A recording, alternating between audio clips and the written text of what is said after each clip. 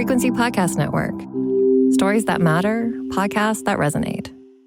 He's in the building!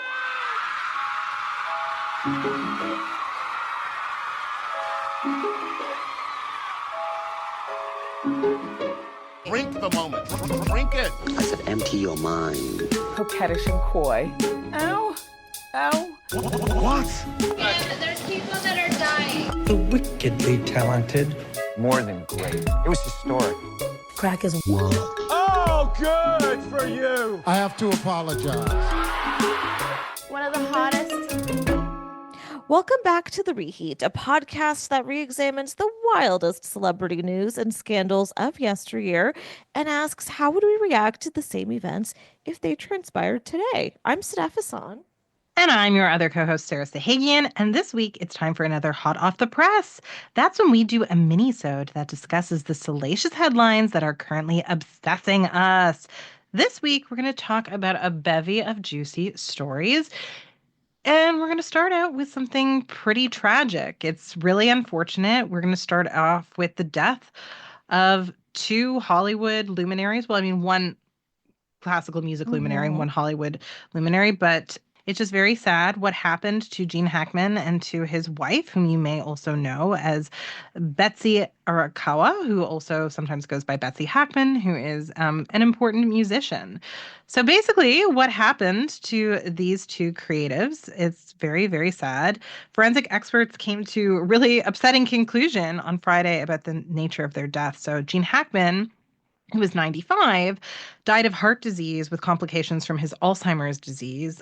And it looked like there were kind of signs of starvation. He died on an empty stomach because his wife had previously died from complications from a rare rodent-borne disease that took her life. They died in their Santa Fe home. So the partially mummified remains of Hackman, this is so sad, and his wife were recently discovered days after they died. They were discovered on February 26th when maintenance and security workers showed up, but they had died a long time before. So very sadly, Arakawa probably died on February 11th. And then he died afterwards. This is just such a tragic situation where somebody with Alzheimer's who, I guess is no longer has the presence of mind to help their partner or even to be able to, call 911 to help themselves sort of slowly deteriorates in their home. This is one of the saddest stories I think we've had lately. But Sadaf, what were your thoughts when you first heard the news? Because when we first heard the news, there were so many conspiracy theories. We didn't know how they died. And obviously, this is a really good argument for waiting for autopsy report. But the internet was not doing that. No, and you know what? I conspiracy theorized too, and I really feel bad about that. And I got to be honest, though. I mean, listen, we even run a podcast that is gossip related. Yeah. Clearly, we love gossiping. We love theorizing. We do it all the time. I certainly had my own theory, which is something that a lot of people were assuming that, it was a Romeo and Juliet situation. Mm-hmm. Like maybe she found him and he was gone and she couldn't live without him, so she killed herself. Or some people were thinking maybe he killed her or, whatever happened. And then the dogs were unexplainable because one of their dogs was also in the crate and that dog had passed. But then they had two other dogs that were roaming on the property. You couldn't really explain it. Meanwhile, the police was saying that there was no foul play. And so then that made everything even more unusual. And then people were like, what is the police hiding? I mean, it was really ludicrous. Speaking for myself, to defend myself, I kind of knew that this was ridiculous because it was just so over the top. This man was 95 years old when he passed. It kind of out in the open that he wasn't really doing well at this point. The last pictures we saw of him in public, he was looking quite frail. This was not a man who was probably out to murder his wife. Also easy for me to say now that we know the news. But Sarah, what do you make of the fact that the internet and myself were out conspiracy theorizing when someone was actually hurt, and so was his wife, and so was their dog, and here we are turning it into a spectacle? Like, this is most people's worst nightmare, right? That you're going to get some weird, obscure rodent-borne illness, right? Oh, That's one of my nightmares. And then yeah. you're gonna die unexpectedly, and then your husband is gonna die because he also has Alzheimer's, and then no one lets the dog out of the crate in time for him to survive. Like, this is just beyond tragedy upon tragedy, right? So many layers of tragedy. It's so upsetting.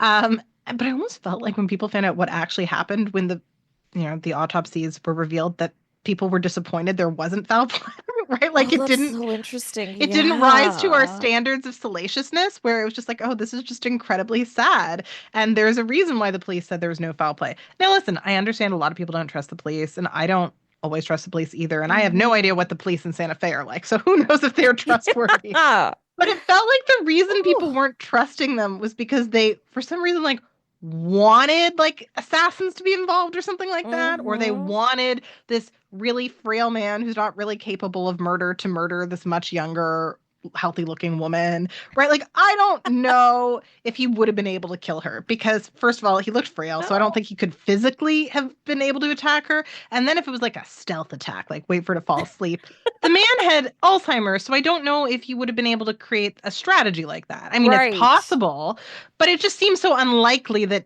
there was foul play. And I Mm-hmm. mean, it didn't look like she had amoured him, right? Like, the movie Amour where he kills his wife because she's suffering too much. It didn't That look is a like that. great verb you just made for a small group of us in the world. Thank you so much. Yeah, you know what? If you want a movie to watch after you listen to this and you've been caught up in the Gene Hackman of it all, go watch more. You're not going to want to leave your house for days. You're going to want to keep the lights off. You're going to be crying, but go do Hmm. that. It's a good treat. Exactly. Exactly. This story is one of the reasons why the internet is often a bad thing, because we all just wasted, myself included, days of our lives. And then the autopsy is like, hey, we're professionals. Here's the autopsy report. Here's what happened. It's like, what was I doing? What was that doing? You're so right. And you know what's wild? I was on vacation for like the last week or so, quote unquote vacation, because I was still working a bit while I was away. And I was still, I was regularly checking in. Like I would Google Gene Hackman every couple of days just to see if there'd been an update, if we knew what happened. You know what I was avoiding though? The actual news, the politics, the Well, State of the yes. Union, quite literally. Like I was Yeah. like, let me just check in on Gene every couple of days as if he's like an uncle that I know. Come to find out that what the theory is that the police is putting out there is that Betsy probably passed like I think they were saying was it February 11th or like essentially Yeah. like a week before. And Yeah. because he had Alzheimer's and she was his caretaker, he Yeah. probably didn't even know that she'd passed, meaning No. he probably couldn't even feed himself, get Yeah. water, take care of the dog. So that's kind of what the running idea is of what happened Yeah. exactly. Yeah. And then of course he passed, and then of course the dog in the crate. Yeah. What was going to happen there? Nothing. So you're right. It is beyond tragic. Like you kind of can't even formulate a more tragic tale. And it's funny in a dark way that as soon as this news came out, it was done. Like nobody's talking about it now. Like that was the period on the whole sentence. Whereas before, it was nonstop trending for 2 weeks. Oh, we're a sick people, Sarah. Yeah. Yeah, we are, and and I guess we needed a distraction. It did occur to me, if Joe Yeah. Biden were president, would we all have been this Yeah, this obsessed? is Trump's fault. Good point. Yes, Exactly. We needed a absolutely. distraction. I mean, it's really sad. His wife was quite young to die. Like, I mean, it's Yeah. it's sad when a 95-year-old dies, but like, that's a good long life. His wife died quite young.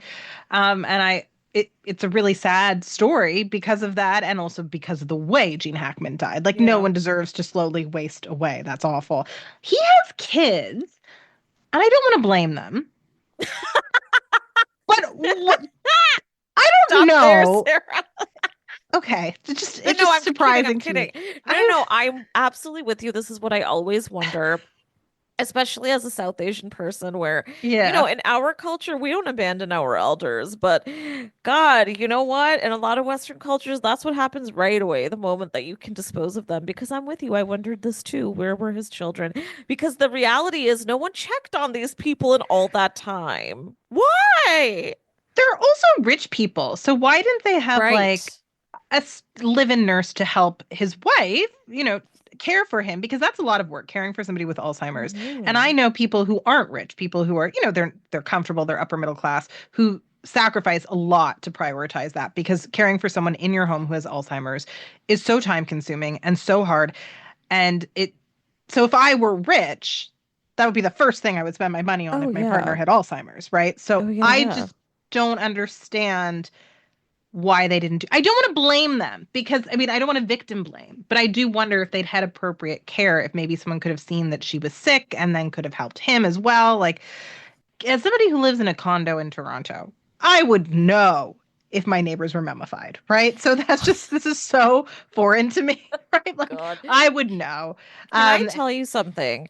So the timing of this is so eerie, or not eerie, but it certainly hit me a little harder because a couple friends of mine very recently have had their direct next door neighbors who were elderly pass away quietly with nobody Mm, having checked in on them. The neighbors just picked up on a smell. They noticed that nobody was around.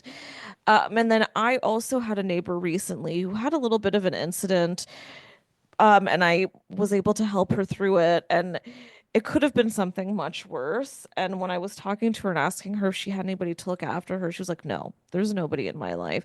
She yeah, was also an older woman, and it really had me in my feels. And this brought yeah. me back to that because, again, there is something up with our with Western culture where, it's less collectivist, it's more individualistic, and people would Hmm. rather deal with things on their own. But come on, if you need a little nudge, this is your nudge. Call your mom. Just get in touch with your parents, check in Yeah. on them, say hi, drop by here and there. Well, in America, there is an epidemic of people being estranged from their parents. And I'm Mm. not saying that this is what was happening with Gene Hackman's children, and I'm not saying that at all. But 26% of people in the States do not talk to their father. And Mm. something like, I think it's 6% of people don't talk to their mother. Oh, So that's an interesting it's divide. well, yeah. And I mean, I think a lot of the cases where people are estranged from their fathers, the fathers like walked off. Or like Mm. I think a lot of the cases it's because men are more likely to abandon their children than women Yeah, are. yeah. Um, and then there's just you might not even know how to get in contact with them, even if you wanted to. But there is an epidemic of parental estrangement, and therapists will talk about that, and they will discuss how sometimes, and this can lead us into our second topic that we will talk about after the break, but Mm. sometimes it's because there is this rise in therapy speak and people misapplying terms from therapy, Mm. right? So you Yeah. can have boundaries with your parents, right? That doesn't necessarily mean that you have to be estranged from them. Like, it doesn't mean that you have to completely abandon them, Yes. especially if they're old or sick. So you can say, all right, you're not going to, like, if you say something, I don't know, like if you say something unkind about my kid or my friend, I am not going to talk to you for the rest of the day. Like, you can do things like that. That doesn't mean you have to be completely estranged. And far be it from me to judge people for their reasons for being estranged from their family, because sometimes there are very legitimate reasons for being estranged from Yeah. your family, very legitimate. But it's now getting so common that a lot of experts are realized that some of this are worried that some of this estrangement is for reasons that are not particularly solid. This is so fascinating. God, we could do a whole episode on this. Yeah, absolutely. Oh. So with that in mind, let's take a short break. Yeah, use this break to call your parents Yeah, call your parents. and then come back.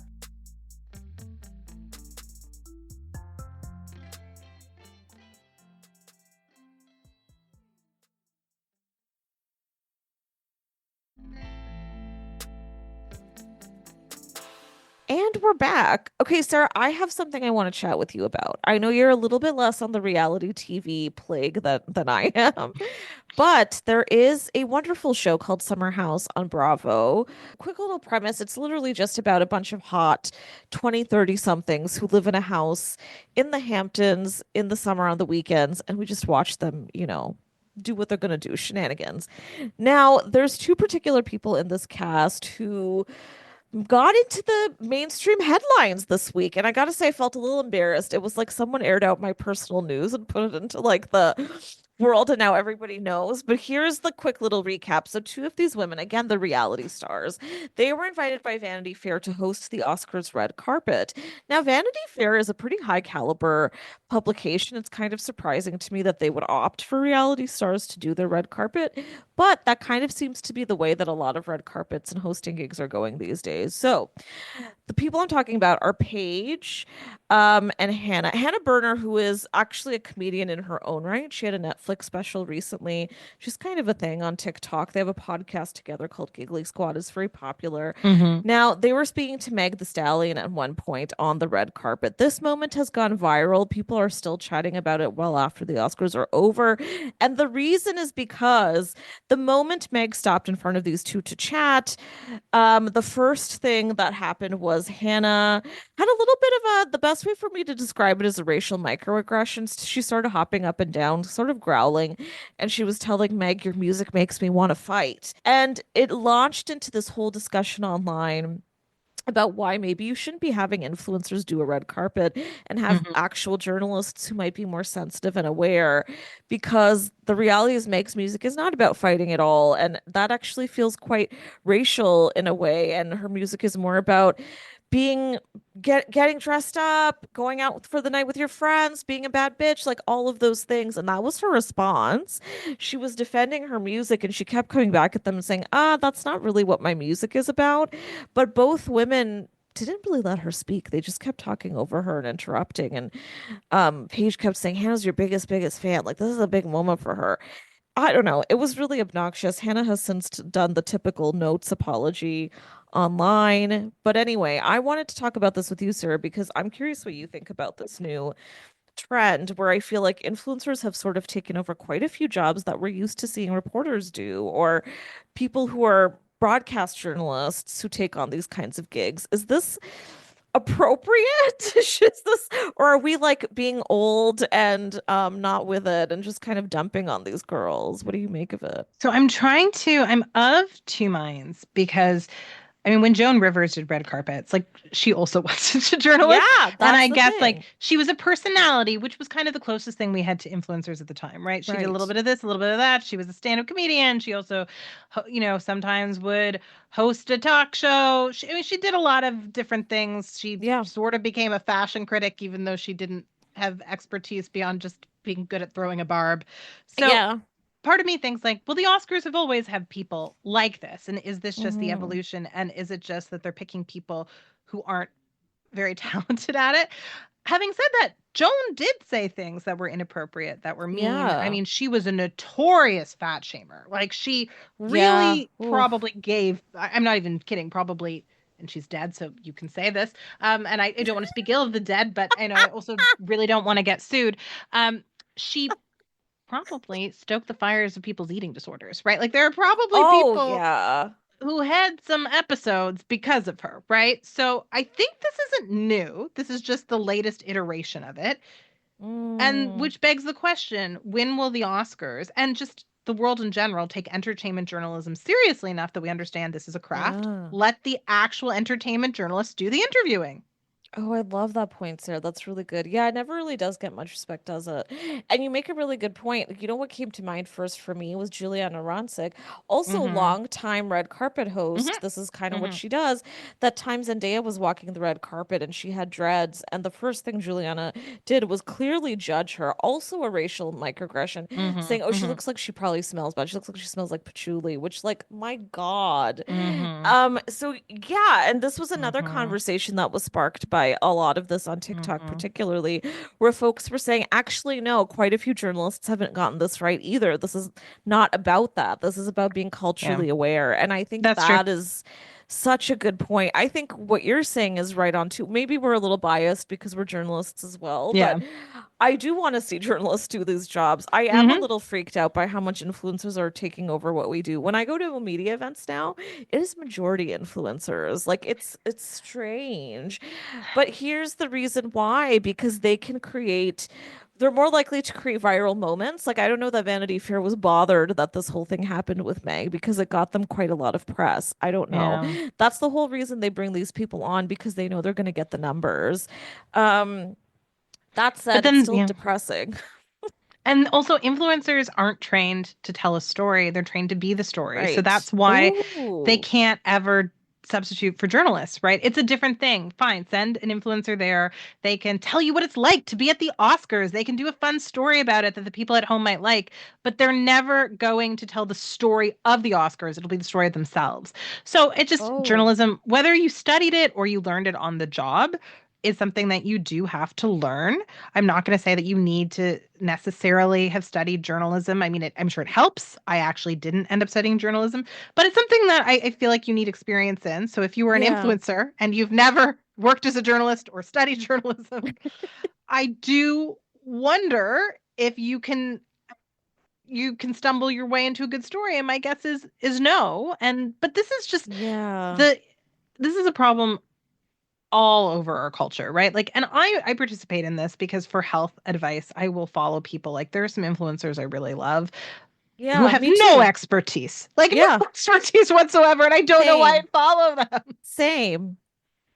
Well, I think part of it is, and we talk about this so much, but the parasocial relationship of it all, Hmm. right? They're Hmm. relatable. Those particular ones are relatable. And it feels like if they're going to do this, I can do it and we're all going to be good together. Yeah. God, I do it all the time. You're so right. And you know what? I'm going to add another point to this because this is what I was thinking when I was watching the red carpet with them hosting. I was like, part of the problem is that they are fans and they can't put that part aside.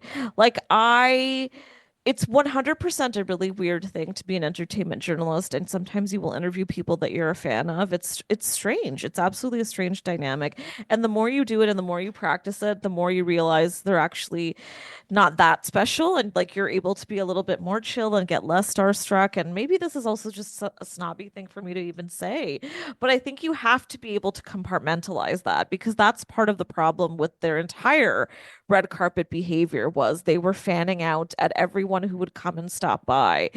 And you got to be culturally aware. Think about things before you speak. Think about who you're going to be talking about. Collect your damn self and also prepare. Write some Yeah. questions down. It's okay to bring a notebook with you, have it in your phone, scan it when you see someone coming down the red carpet. Also, red carpet work is, I despise it. It's really not easy. And it's really stressful. So yeah, prepare the best that you can and have like, not that they're listening to this, but just like, come on, get it together. You can't Yeah. wing They it. just to bring it full circle, because I mentioned how our first story kind of tied in with this segment. The rise of therapists as influencers, or even Ooh. people who aren't therapists but just use a lot of therapy speak and talk a lot about mental health, is one of the things that I've heard experts suggest might be contributing to this parental alienation and the fact that people are estranged from their parents, right? Because Mm. people who don't understand therapy terms like boundaries or like PTSD or Yeah. triggering are talking about it. And yes, I'm glad that our society is getting more educated about mental health issues because obviously mental health is important. We all have mental health, right? Like mental health is something that we historically would apply only to people who were struggling, but everybody, your mental health, it's like your physical health. We all have it, and it can, Yeah. for anybody, anybody can suffer, right? But because we're getting people who don't really know what they're talking about, educating other people, there's a ton of misinformation and maybe misapplication of therapy ideas that is leading to some extreme behavior. And I would say in North America, therapy speak is being applied in a really self-centered way, a la Jonah Mm. Hill by some people. Like, remember Oh, when Jonah yeah. Hill's like, my boundaries mean my girlfriend can't wear a bikini or have male Oh friends, God. So I right? think I repressed that. Yeah. Yeah, and that's not what boundaries mean, but some people will hear this and will use therapy speak to justify being a jerk. So that's something that I think we can thank influencers for, just like we can thank influencers for Oh, replacing journalists and events, and a whole host of other things. And I'm not here to say I hate influencers in general, right? Like there are a lot of spaces where I find influencers enjoyable, right?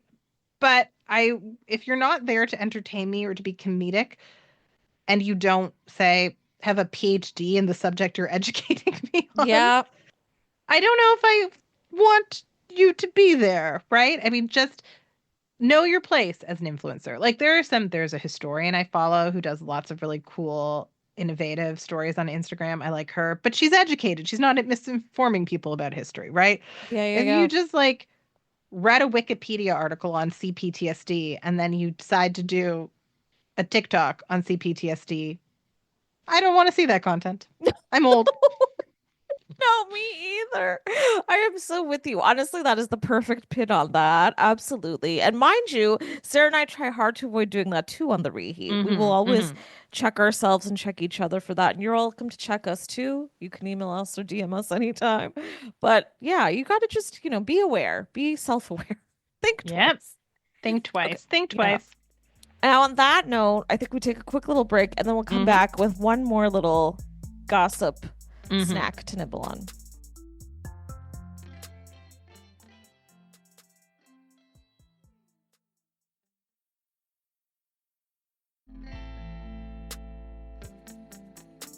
And we're back.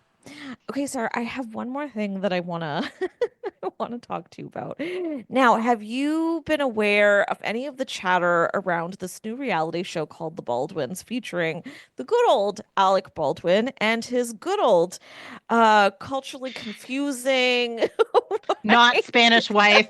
not Spanish wife, Ilaria Baldwin? Ilaria. And there are many children. Are you aware of this show? Have you watched the show, Sarah, to begin? I have not watched it because I remember when we used to say that John and K+8 was unethical. Not compared to this. Not compared to this.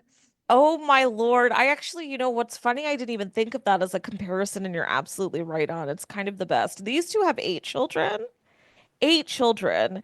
Many of them are like a year apart. That is a whole other conversation I would love to have with you, maybe over dinner, where I'm just like, why? How does she get him to keep having these children? What does she have on this man? Because let me tell you, in this show, it appears as if he is not even remotely involved. Like, he seems so put upon, like his life is just a pure stress. Meanwhile, Ilaria, and they do have help. They do have help. Oh, Of course sure. they do. Because as we said earlier, if you're rich enough, you should. And if they have 8 children, of course they do. Meanwhile, I feel like this is her greatest dream in life, to have a reality show. That's really Oh, about yeah. her. It's so bizarre. And there's been a few moments that have already been clipped and gone a little viral on TikTok and Twitter and on social media, where that's essentially what's happening. Like, he just seems so clueless and confused. The two of them have a really weird tension between each other all the time. And she seems to have dropped her faux Spanish accent. Like, it'll pop up here and there. I don't know. It's very odd. Mind you, she's given all of the children Spanish names. They're learning Spanish. She calls them the Baldwinitos, which is very weird because they don't have Latin heritage. No, they Right? don't. Like, But she keeps insisting that because her family lives there now, that's like, she kind of like, she's kind of basically, well, my family lives in Spain, dot, dot, dot, fill in the blank. It's honestly, in a way, just it's clever weird. for anyone who doesn't think further. Well, it's like my parents spend some time in California. Like, am I Californian? I mean, it's just very You could be. bizarre. I mean, by her standards, I am. Okay, like, give me American citizenship. I don't want it. No, thank you. But like, yeah, it's just very strange. Like, I did used to check up on her on Instagram. I didn't want to be one of her followers. I didn't want to add to her follower count. Yeah. Sometimes I creep people where I'm like, I'm morbidly fascinated by you, but I don't want to follow you. So I would check up on her to see what she was doing. They have so many children. Yeah. It's very interesting. But that's like all the rage now on social media. Like, everyone has lots of children. Everyone is sort of a trad wife, whether you're in Utah or living in a major urban center as the Baldwins are. Yeah. How much help do they have? I'm curious. Do they go into that on the show? Do they explain how many nannies? So I haven't watched too much. I believe they have 2 nannies. I believe. I will fact check this. Not that many for 8 children. Yeah. I actually thought that they would have more. Yeah. I don't know if they're maybe being conservative for the show. I don't know what's going on, but I also just get a feeling that these children are going to end up with like a latchkey energy. Like, there's just too many of them. She's really not doing a whole lot of parenting from what the show is showing us. I don't know, man. I feel like when you're famous and you're living in that world and you've got a certain amount of money and there's a bunch of you and your parents are rich and famous, how much parenting is happening? Like, in this situation, I don't know. I worry for those kids. Yeah. Well, also, I mean, Ireland Baldwin was also messed up on many levels by both of her parents, and she will tell you that Yeah. it was her upbringing wasn't great either. And now she's an adult who has lived to tell the tale. Um, but she didn't have to contend with having seven siblings Yeah. and also not a great favorable ratio of nanny to child. Like I'm sure they had a nanny for her and there was one of her. So an adult cared for her, right? She had an adult because I'm just wondering how the nannies even can take proper care of eight children if the children don't have parental involvement. Like that's each nanny basically has four kids to look after. That's a lot. Yeah, I can't it's hard to wrap my head around what the actual reality is of it all. It's just strange. Also because the other part of all of this, there's two shadows lurking over this, right? There's two elephants in the room. So number one is her confusing ethnic background, which by the way, let me just read you a quick quote if I have it here, which she says during the show. And mind you, she was raised in Boston, okay? So she says this, which was clearly practiced with a publicist or Mm-hmm. their team. Mm-hmm. I love English. I also love Spanish. And when I mix the two, it doesn't make me inauthentic. When I mix the two, that makes me normal. So there you go. Okay, it would make you normal if you actually were raised bilingual and you had spoke like a kind of Spanglish at home, but I doubt that that's what happened, And you right? Like didn't that. claim that one is yours by birth, right? Like, I mean, I'm trying to empathize with this woman and understand how she is the way she is. I guess on occasion, like Canadians kind of do this where we might add in the odd French word because, we were raised with bilingual cereal boxes, even if you didn't do French yeah. immersion, right? So I will say the odd thing in French. But no, I don't speak with a French accent and pretend to be French. No, yeah, no, it's not the same. It's because I was like, maybe it's the same thing.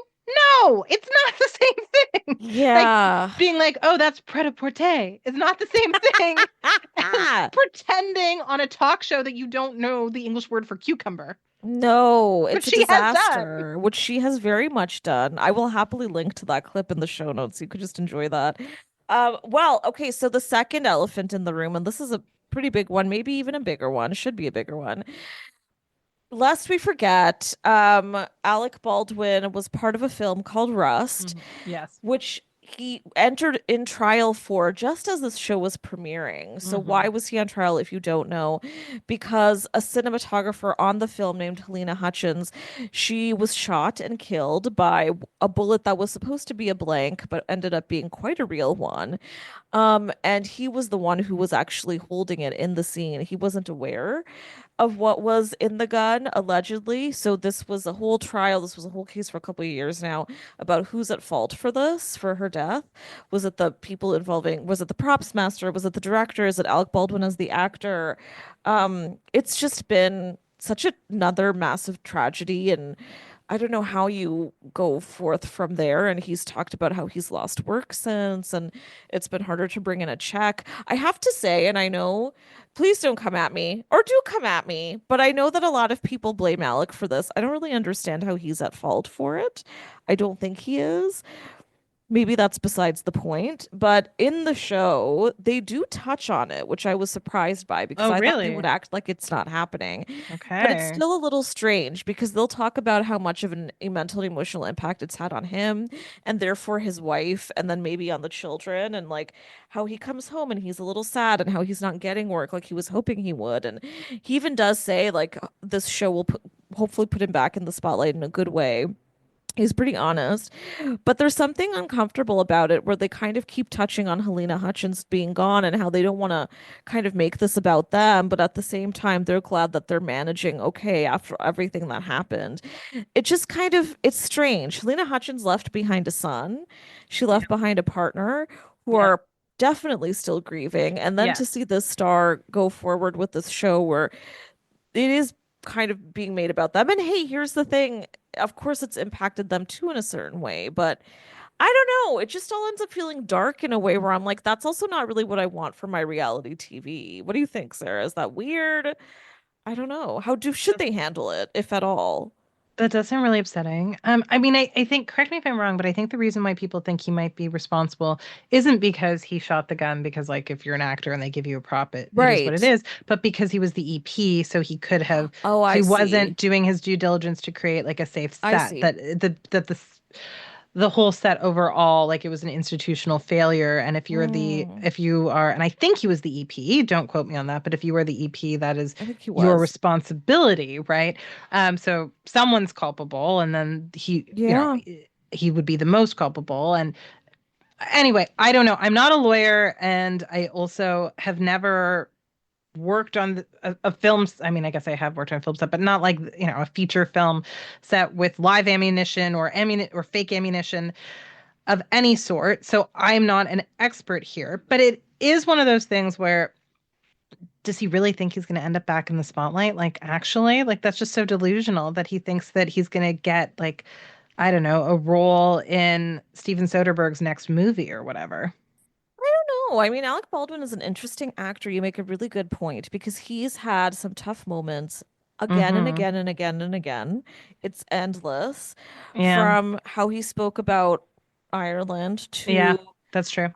getting into fights with photographers and paparazzi That's to true. constantly putting his foot in it. Like this man has a Yeah. history of fuck That's ups, true. and he always gets pretty Yeah. top grade roles with pretty big directors. Yeah. That's true. Like he could end up in a movie with Scorsese because he's done it before and he will again. And I do think Yeah. he's a great actor and he always jumps right back. He never has a problem. So I actually think he will.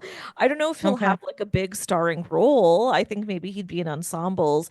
But I will, to be fair, I will say he also does say in the show that after everything that's happened, he's wanting to spend more time with his family. That's what he claims. And then this is like a good way, I guess, to show that. They do say that he's living with PTSD. I do want to make that clear. So Mm-hmm. that's a part of it too. But I don't know. I think the whole thing just feels strange because she's a bit of a clown. He's a bit of a clown, despite everything that's happened. Then you've got these 8 children who didn't ask to be in this circus.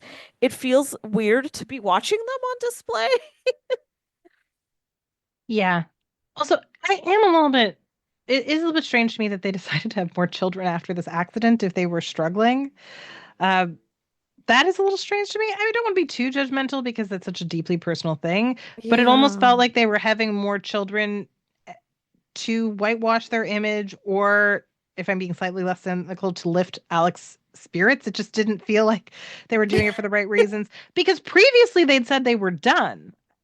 But That's she, what I thought too. yeah, that's what was so weird. Although H- Hilaria said she was done while she was using a gestational carrier to have another baby. She literally said to the Oh, media she that's was done right. and then showed up with her baby born of gestational carrier. So I don't know. They do like to troll people and psych us out, which is so weird because it's not like anyone cares that much if they're done having kids or not. So I don't know why they're lying. It's not like she's Kate Middleton and there's an entire country who's actually invested in whether or not she will have more children.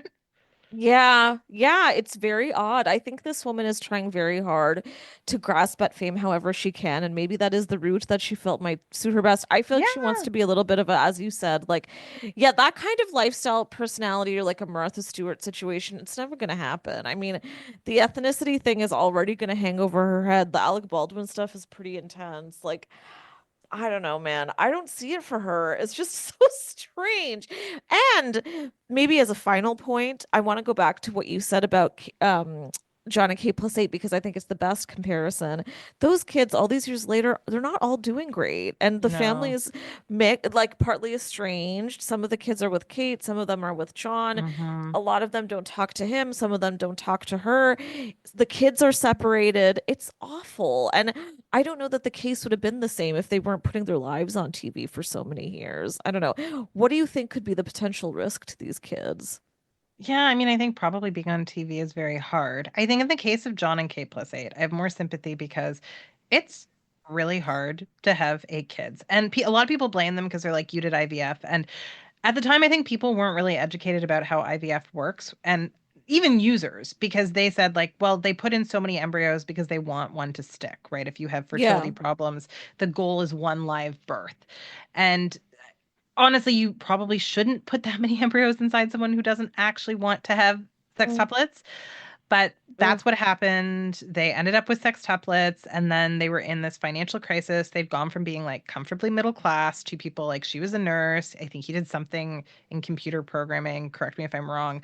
And then they had all these kids, and they're like, how do we survive? So they were given this opportunity. And I understand how at the moment you're not thinking, okay, how is this going to affect us in the long term? You're thinking, okay, how do we give our kids the lives we envisioned giving them? Like where we can have like an education fund for them, and we can have nutritious food, and maybe like take them on vacation once in a while, and like not have to worry about paying the heating bill. Like I understand, and it turned out really badly, but I do understand how they made that decision and why it felt rational to do it. With the Baldwins, I don't think we were ever gonna, unless the lawsuit goes really, really badly. It doesn't seem like that is going to happen. And maybe they just want to be famous. Maybe they are really worried about their legal fees. But you're right. It's probably going to affect their kids. It's probably going to affect their family. And honestly, if it affected John and Kate as profoundly as it has, it feels like Alec and Hilaria spend less time with their kids than John and Kate did.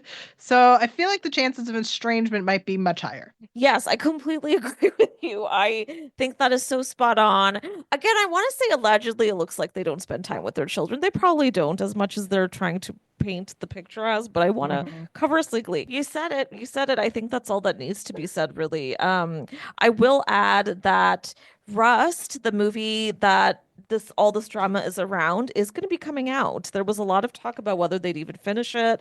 The director said that he decided ultimately to finish it because it's Helena Hutchins' final work, and he said her cinematography is really beautiful in it. And as people like to say when these things happen, that she would want them to finish it. Okay. Which I don't know. She's dead. I don't know. Like, it's tragic. She doesn't have an opinion. I hate it when people say she would want them. And it's like, I no, know. we don't know. We don't know. And yeah, the cinematography does look good based on photos I'm seeing. So listen, if you want to see it, you can. It'll be out soon. There's no details yet on when and where exactly, but it is going to have a small theatrical run, and I think it'll probably hit streaming too. It is actually getting not bad reviews, but I don't know, man. That's a dark thing to watch. So go for it. You got the Baldwins. Maybe that's your double feature for an evening. Yikes. All right. Well, that's this week's episode. I want to thank all of our amazing listeners. As always, you can listen to The Reheat for free on the Seeker app. You can also find the show on the Frequency Podcast Network or wherever you get your podcasts. Now, if you want to hear more from me, you can find me on Twitter at _Sadaf Asan. Sarah, where can our listeners find you? Listeners can find me at Sahikian Sarah on Instagram. And if you liked this podcast, please rate, review, and subscribe so other listeners can find us too. And if you would like us to keep growing, as we would love to, we would be delighted for you to support us on Patreon at patreon.com/thereheat, where we've got some really good things in store for you. Thanks for listening.